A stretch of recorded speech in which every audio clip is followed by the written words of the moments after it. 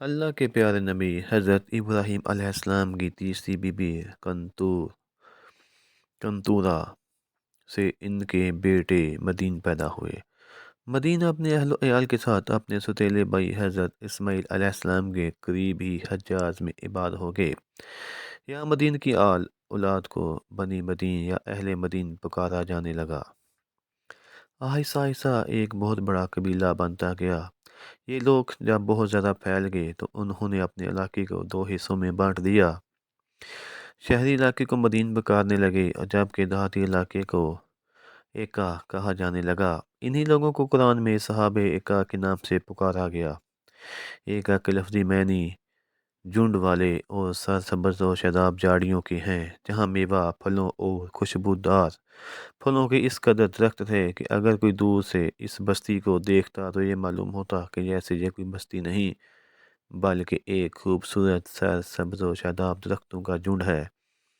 اسی وجہ سے قرآن پاک میں اللہ تعالیٰ نے ان کے لیے ایکا کا لفظ استعمال کیا، جبکہ امام ابن کثیر نے لکھا ہے کہ یہاں ایکا نام کا ایک درخت تھا جس کے اہل مدین پوجا کرنے لگ گئے تھے، جس کی وجہ سے ان کو صحابہ ایکا کہا گیا۔ بہرحال مقبول روایت یہی ہے کہ اہل مدین اور اس صحابہ ایکا ایک ہی قبیلہ تھا جو باپ کی نسبت کی وجہ سے مدین کہلایا، اور زمینی اور جغرافیائی حیثیت سے صحابہ ایکا کے لقب سے مشہور ہوا۔ عرب کی مشہور شاہراہ جو کہ حجاز کے قافلوں کو شام، فلسطین، یمن اور مصر تک لے جاتی اور بحر کلزم کے مشرقی کنارے سے گزرتی تھی، قرآن میں اس کو امام مبین، کھلی اور صاف شاہراہ کہا گیا ہے۔ اہل مدین اسی شاہراہ پر بحر کلزم کے مشرقی کنارے پر آباد ہوئے تھے۔ اہل مدین بے حد خوشحال اور امیر تھے۔ دور دراز سے قافلے ان کی بستی میں آتے اور جہاں سے پھل، سبزیاں اور اناج وغیرہ لے کر جاتے، اور تو اور لوگ اس بستی کی خوبصورتی کو دیکھنے کے لیے بھی مدین تشریف لاتے۔ چونکہ یہ ایک بڑی شاہراہ پر تھے، اس لوگ ہر طرف سے آتے اور آنے والے تاجر ان کی بستی میں ضرور رکتے، جس کی وجہ سے اس بستی کے لوگ تجارتی کاروبار سے منسلک ہو کر بہت خوشحال ہو گئے تھے۔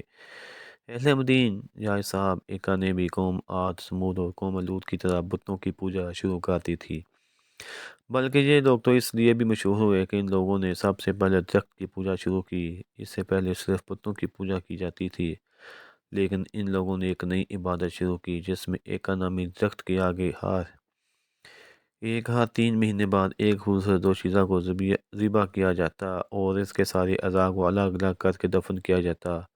ان لوگوں کا ماننا تھا کہ اگر ایکا درخت کو دوشیزہ کی قربانی نہ دی گئی تو ہمارے کاروبار ختم ہو جائیں گے۔ اس کے علاوہ یہ لوگ ناپ تول میں کمی کرتے تھے، اس کے لیے بھی انہوں نے خاص انتظام کر رکھا تھا۔ یہ لوگ اپنی بہنوں اور بیویوں کو اپنے کاروباری مراکز پر ایران لباس میں بٹھا دیتے، اور جب کوئی تاجر آتا تو وہ شہوت کے ہاتھوں مجبور ہو کر ان لڑکیوں سے مصروف ہو جاتا، جس سے وہ ناپ تول میں خوب کمی کرتے اور اکثر تو وہ چیزیں ہی بدل ڈالتے تھے۔ پھر اللہ پاک نے ان کی طرف حضرت شعیب علیہ السلام کو مبعوث فرمایا۔ حضرت شعیب علیہ السلام کا تعلق بھی اہل مدین سے ہی تھا۔ ان کا شجرہ نسب کچھ یوں بیان ہوا: حضرت شعیب بن سیفون بن عیفہ بن ثابت بن مدین بن حضرت یعقوب علیہ السلام۔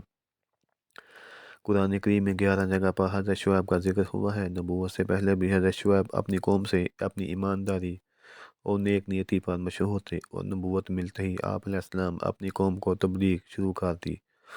حضرت شعیب کو نبی پاک حضرت محمد صلی اللہ علیہ وسلم نے خطیب الانبیاء کا لقب دیا ہے، جس کی وجہ یہ تھی کہ جب حضرت شعیب تبلیغ کرتے تو لوگوں پر جیسے جادو ہو جاتا، لوگ کام کاج چھوڑ کر ان کی باتیں سنتے، لیکن اس کے باوجود بھی چند غریب لوگوں کے کوئی بھی آپ پر ایمان نہ لایا، بلکہ آپ کو جادوگر ہی کہا جانے لگا۔ قرآن پاک میں ارشاد باری تعالیٰ ہے: اور مدین کی طرف ان کے ہم قوم شعیب کو بھیجا، انہوں نے کہا اے میری قوم، اللہ پاک کی عبادت کرو، اللہ کے سوا تمہارا کوئی معبود نہیں، اور ناپ تول میں کمی نہ کرو، بے شک میں تمہیں خوشحال دیکھ رہا ہوں، بے شک مجھے تم پر گھیر لینے والا دن کے عذاب کا ڈر ہے۔